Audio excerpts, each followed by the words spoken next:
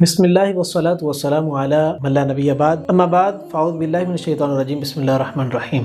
اللہ تعالیٰ نے سورۃ البقرہ آیت 254 کے اندر مومنوں کو خطاب فرمایا۔ صحابہ جس طرح فرماتے ہیں کہ جیسے یہ آیت آتی تھی یا ایھا الذین آمنوا والی، کیا لوگوں جو ایمان لے، ہم فوراً جو کرنے ہوتا تھا کہ بھئی یا تو ہمیں کوئی کام کرنے کو حکم آ رہا ہے یا کسی کام سے بچنے کو حکم آ رہا ہے، ہم فوراً اٹینٹو ہو جاتے تھے۔ اللہ تعالیٰ نے فرمایا یا ایھا الذین آمنوا، مومنوں کو اٹینٹو کر کے حکم کیا دیا جا رہا ہے؟ فرمایا کہ یا ایھا الذین آمنوا انفقوا مما رزقناکم، اے لوگوں جو ایمان لائے ہو کیا کرنا ہے؟ انفقوا، خرچ کرنا ہے۔ کیا خرچ کرنا ہے؟ مما رزقناکم، اس میں سے جو رزق ہم نے تمہیں دیا۔ اللہ تعالیٰ نے دو چیزیں بیان کی، پہلی چیز یہ ہے کہ خرچ کرنا ہے، دوسری چیز یہ کہ اس رزق میں سے خرچ کرنا ہے جو ہم نے تمہیں دیا ہے۔ یعنی اللہ تعالیٰ نے رزق جو ان سے ہے وہ اس کی نسبت اپنی طرف کی ہے، یعنی رزق کون دیتا ہے؟ اللہ تعالیٰ دیتا ہے۔ اللہ تعالیٰ رازق ہے، اسی لیے رزق اللہ تعالیٰ دیتا ہے، لہٰذا اس کا مطالبہ بھی یہ ہے کہ رزق مانگا بھی صرف اللہ تعالیٰ سے ہی جائے۔ پہلی چیز کہ رزق کس سے مانگا جائے؟ اللہ تعالیٰ سے۔ دوسری چیز اللہ تعالیٰ نے فرمایا رزق ہم نے تمہیں دیا ہے، یعنی اس میں انسان کا کوئی کمال نہیں ہے۔ البتہ انسان کی محنت تو ضرور ہوتی ہے، لیکن کیا انسان کی محنت کے برابر وہ اجر ملتا ہے؟ اگر تو ہم یہ سوچیں کہ بھئی سارا کا سارا میری اپنی محنت کا صلہ ہے، تو پھر ہم دیکھیں کہ ہم بعض اوقات اس طرح ہوتا ہے تھوڑی سٹرگل کرتے ہیں اور اس کی جو آؤٹ پٹ آتی ہے بہت زیادہ آتی ہے، بعض اس طرح ہوتا ہے بہت زیادہ سٹرگل کرتے ہیں آؤٹ پٹ تھوڑی آتی ہے۔ یہ جب زندگی کے اندر معاملات ہوتے ہیں، اس سے نتیجہ یہ نکلتا ہے کہ ساری کی ساری جو سی چیزیں ہیں، سارے رزق جو ان سے ہے، ساری جو چیزیں ہمیں عطا ہوتی ہیں وہ صرف اللہ تعالیٰ کی توفیق سے عطا ہوتی ہیں، اور کوئی اس میں ہمارا کمال نہیں ہوتا۔ اگر ہمارا کمال ہوتا تو شاید ہمیں کچھ بھی نہ ملتا یا بہت تھوڑا ملتا۔ اللہ تعالیٰ نے فرمایا خرچ کرنا ہے کس میں سے؟ جو ہم نے تمہیں رزق دیا۔ پہلی چیز ہوگی کہ اللہ تعالیٰ کے مال میں سے خرچ کرنا ہے، جب مال ہے ہی اللہ تعالیٰ کا، پھر خرچ کرتے وقت انسان کے دل کے اندر جو ہے وہ کجی پیدا نہیں ہونا چاہیے۔ انسان دل کے اندر کوڑے نہ کہ یار میں مال دوں گا میرا مال کم ہو جائے گا، یہ میرا مال نہیں، یہ اللہ تعالیٰ کا مال ہے۔ جب اللہ تعالیٰ کا مال ہے، اللہ تعالیٰ خود کہہ رہے ہیں میرے راستے کے اندر مال دو، تو اللہ تعالیٰ کے راستے مال دیں گے تو اللہ تعالیٰ خود ہی مال اور بھی دے دے گا۔ یہ مال ہی اللہ تعالیٰ کا، تو ہمارا اس میں کمال نہیں ہے، تو پھر ہمیں اللہ تعالیٰ کے راستے میں اس کو خرچ کرنا چاہیے۔ دوسری چیز اللہ تعالیٰ نے فرمایا کہ من قبل ان یأتی یوم لا بیع فیہ ولا خلۃ ولا شفاء، اللہ تعالیٰ نے کہا مال کو خرچ کرنا ہے میرے راستے میں، میرے دیے ہوئے مال میں سے خرچ کرنا ہے، اس وقت سے پہلے خرچ کرنا ہے جس وقت کسی قسم کی دوستی کام نہیں آئے گی، کسی قسم کی سفارش کام نہیں آئے گی، اور کسی قسم کا بزنس کام نہیں آئے گا۔ یہ تین چیزیں بیان فرمائی ہیں، دوستی، سفارش اور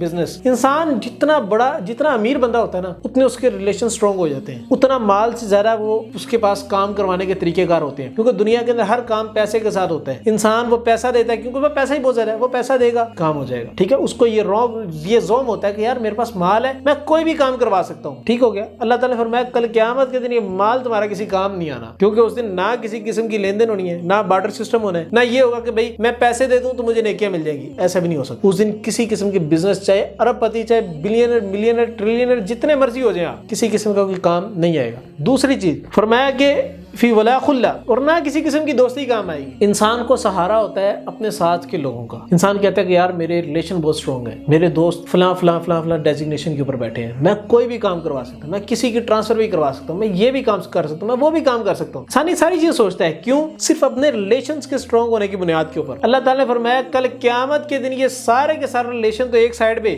باپ اپنے بیٹے کا نہیں رہے گا، ماں اپنے بچوں کی نہیں رہے گی، ایون کہ ماں جو پریگننٹ ہوگی وہ اپنے حمل کو چھوڑ دے گی، پریگننٹ اس کا جو ہے وہ ریلیز ہو جائے گا، پریگننٹ اس کا جو ہے وہ پریگننسی جو ہے فوراً اس کی ختم ہو جائے گی، صرف قیامت کے دن کے ڈر اور خوف اور ہولناکیوں کی وجہ سے۔ اس چیز کو ہمیں دیکھنا چاہیے، کل قیامت کے جب ماں باپ کام نہیں آئیں گے تو یہ دوست، یہ ریلیشن، یہ سارے چیزیں کس وقت کام آئے گی؟ یہ اس وقت کام آ ہی نہیں سکتی کسی صورت بھی۔ پھر اللہ تعالیٰ نے تیسری چیز بیان فرمائی ولا شفاء، اور نہ کسی قسم کی سفارش کام آئے گی۔ اللہ تعالیٰ نے کل قیامت کے دن جب قیامت کا منظر قائم کریں گے، جب محشر کا میدان بنے گا، اس ٹائم کسی قسم کی سفارش کام نہیں آئے گی۔ کیوں؟ کیونکہ اس ٹائم کوئی کسی کا ہوگا ہی نہیں۔ ہمیں دنیا کے اندر ایک دوسرے کی سفارش کے بہت جو ہے وہ چانسز بھی ہوتے ہیں اور امیدیں بھی ہوتی ہیں کہ یار اس بندے کی سفارش ہو جائے گی تو میرا یہ کام ہو جائے گا، فلاں بندہ اگر میری سفارش کر دے گا، فلاں ایچ او ڈی یا ڈائریکٹر یا ڈین سفارش کر دے گا تو میرا وہاں پہ ایڈمیشن ہو جائے گا، ٹھیک ہے۔ فلاں جو ہے وہ ایچ آر کا ممبر اگر یا مینیجر میری سفارش کر دے گا تو میری فلاں جگہ جاب لگ جائے گی، یا فلاں بندہ میری سفارش کرے گا تو میں فلاں جو ہے میرا یہ بزنس کے اندر جو پھنسا ہوا ہے ایک پروجیکٹ ہے وہ کلیئر ہو جائے گا۔ انسان کو یہ سفارش کا زوم ہوتا ہے، ٹھیک ہے۔ کل قیامت کے دن یہ سفارش سفارشیں کسی کام نہیں آئیں گی۔ بعض اوقات یہ ہوتا ہے کہ دنیاوی کچھ لوگ ہمیں،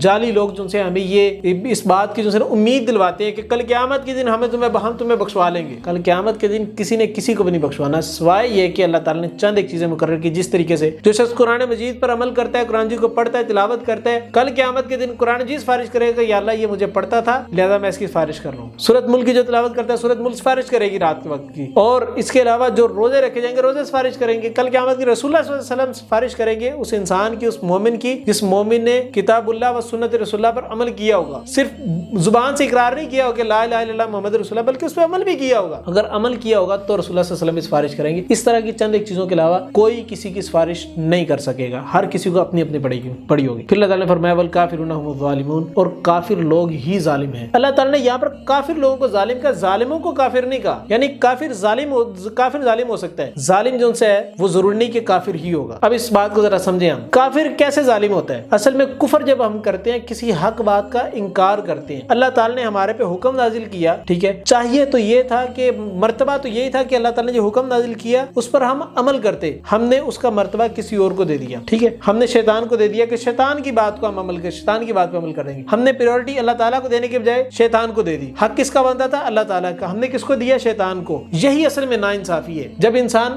انصاف سے یہ تھا کہ اللہ تعالیٰ نے حکم دیا، اللہ تعالیٰ نے پیدا کیا، اللہ تعالیٰ ہماری پرورش کر رہا ہے، اللہ تعالیٰ ہمیں رزق دے رہا ہے، مال دے رہا ہے، سب کچھ دے رہا ہے، تو ہم اللہ تعالیٰ کی باتوں کو مانیں، انصاف یہ تھا۔ لیکن ہم نے ناانصافی سے کام لیا، تو ناانصافی کے ساتھ کام لینا ہی اصل میں ظلم ہوتا ہے۔ کسی چیز کو اس کے مقام سے ہٹا دینا، چینج کر دینا، بڑھا دینا یا گھٹا دینا، یہ اصل میں ظلم کی ڈیفینیشن ہے۔ یہی وجہ کہ اللہ تعالیٰ نے بیان فرمایا کہ کافر لوگ ہی ظالم ہیں۔ اللہ تعالیٰ سے دعا ہے کہ اللہ تعالیٰ ہمیں اس ظلم سے بچنے کی توفیق عطا فرمائے اور اللہ تعالیٰ کے بتائے ہوئے اصولوں کے مطابق زندگی گزارنے کی توفیق عطا فرمائے۔ سبحانک اللہم و بحمدک، اشہد ان لا الہ الا انت، استغفرک و اتوب الیک۔ السلام علیکم ورحمۃ اللہ وبرکاتہ۔